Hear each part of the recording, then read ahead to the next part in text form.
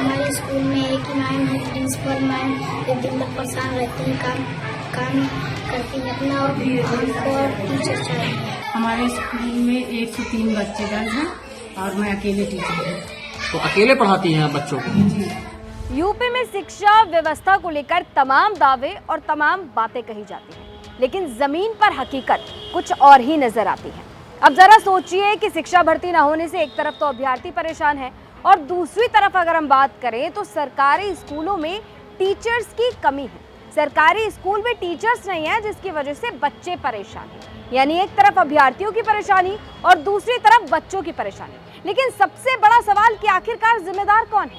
नमस्कार, point blank देख रहे हैं आप और आपके साथ मैं हूं शिवानी गोस्वामी।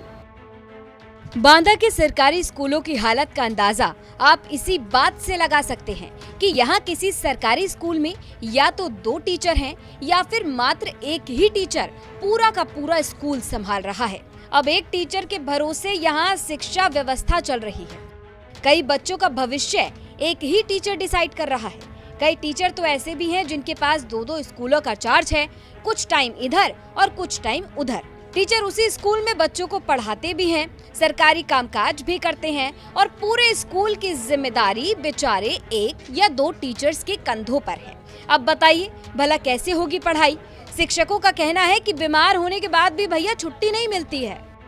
हमारे स्कूल में इस समय एनरोलमेंट 78 बच्चों का है और टीचर मात्र 2 हैं। एक मैं हूं और एक सहायक अध्यापक है, जो कि आज अवकाश पर मेडिकल अवकाश पर। आप मतलब कब सेवानिवृत्त हो रहे हैं? हम 31 मार्च 2023 में। 3 महीने बाद 3 महीने फिर एक टीचर बचेगा, फिर और समस्या होगी। बिल्कुल समस्या पे समस्या खड़ी होती है। अध्यापकों की कमी नहीं है, लेकिन वास्तविकता में तो कमी दिखाई दे रही है। अब इधर 1 से लेकर 8 तक विद्यालय कम से कम 6-7 टीचर तो होनी चाहिए।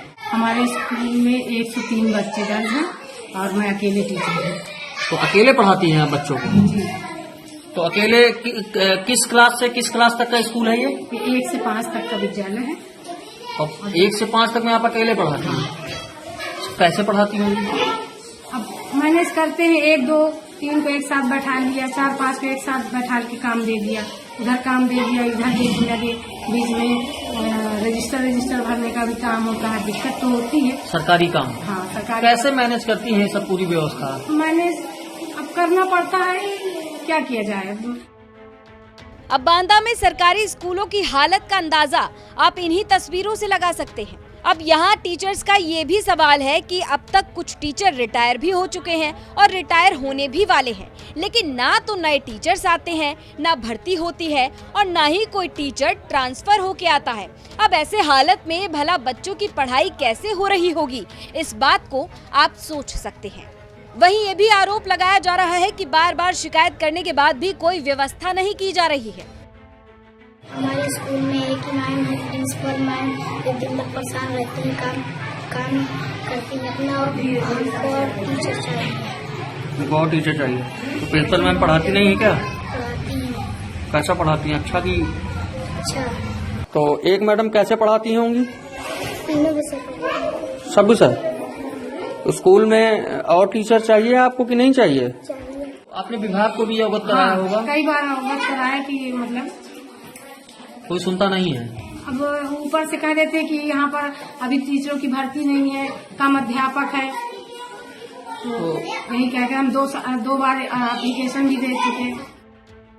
अब इस मामले में बेसिक शिक्षा अधिकारी ने खुद बताया कि 17 से 18 स्कूल ऐसे हैं जिसमें वैकल्पिक व्यवस्था करके बच्चों को पढ़ाया जा रहा है। यानी सीधा सीधा कहें तो भैया जुगाड़ से पढ़ाया जा रहा है। शासन से टीचर मिलने के बाद भी पोस्टिंग की बातें कही जा रही हैं। वर्तमान में तो हमारे जनपद में कोई भी विद्यालय बंद अवस्था में नहीं है। वहाँ पे वैकल्पिक व्यवस्था के तहत शिक्षण कार्य किया जा रहा है और सरकार की जितनी भी योजना है वो वहाँ पर भी सुचारू रूप से चल रही है। 17-18 स्कूल ही ऐसे होंगे जो कि वैकल्पिक व्यवस्था के तहत चलाए जा रहे हैं। अच्छा मैडम, जैसे स्कूल में परमानेंट स्टाफ नहीं है, वैकल्पिक व्यवस्था की जा रही है, तो बच्चों को दिक्कत होती होगी? कैसे मतलब असुविधा टाइप से कैसे हो? नहीं, ऐसी कोई असुविधा नहीं हो रही है। एमडीएम सहित निपुण भारत सहित जितनी भी योजना है सबका संचालन सुचारू रूप से वहाँ हो रहा है। वहाँ स्थायी शिक्षक या स्थायी कर्मचारी मैडम कब तक मिल जाएंगे? वहाँ शासन से जैसे ट्रांसफर पॉलिसी आती है या जो भी हमें निर्देश प्राप्त होते हैं उसके अकॉर्डिंग काम किया जाएगा। तो अभ्यर्थियों में खासा आक्रोश है। और वहीं अगर हम बच्चों के भविष्य की बात करें तो स्थिति आपने देखी है कि जमीन पर क्या कुछ स्थिति है।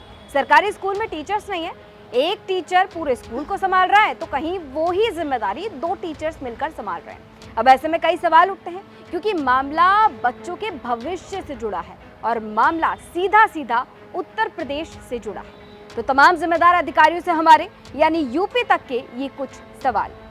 पहला सवाल, शिक्षकों की कमी होने पर भी नियुक्ति क्यों नहीं की जा रही? दूसरा सवाल, ऐसी व्यवस्था से पढ़ने के बाद सरकारी स्कूल के बच्चे भला कहां तक पहुंचेंगे? तीसरा सवाल, इस व्यवस्था से कैसे पढ़ेगा और कैसे बढ़ेगा उत्तर प्रदेश? तो इतनी बड़ी लापरवाही और इतनी बड़ी अनदेखी, जिसके बाद उठते हैं कई बड़े सवाल, ऐसे सवाल जो सीधा आपसे जुड़े हैं, यानी कि आपके सवाल। तो तमाम जिम्मेदार अधिकारी साहब जरा सामने आइए और इन सवालों का जवाब दीजिए। पॉइंट ब्लैंक, एक ऐसा शो जो आपकी खबरों को लेकर आता है और आपके सवालों को उठाता है, और हमारी यानी यूपी तक की कोशिश ये कि हम आपके साथ मिलकर आपके सवालों का जवाब तलाशने की कोशिश करें। इस खबर को आप सभी तक पहुंचाने का जो क्रेडिट है वो बांदा से हमारे रिपोर्टर सिद्धार्थ गुप्ता को जाता है। इस शो से जुड़ा और इस खबर से जुड़ी अगर आपका कोई सजेशन है, अगर आपकी कोई राय है, तो वो आप हमें कमेंट बॉक्स में जरूर दीजिए। पॉइंट ब्लैंक फिर से हाजिर होगा एक नई खबर, आपकी खबर और आपके सवालों को लेकर। तब तक के लिए इजाजत दीजिए, नमस्कार।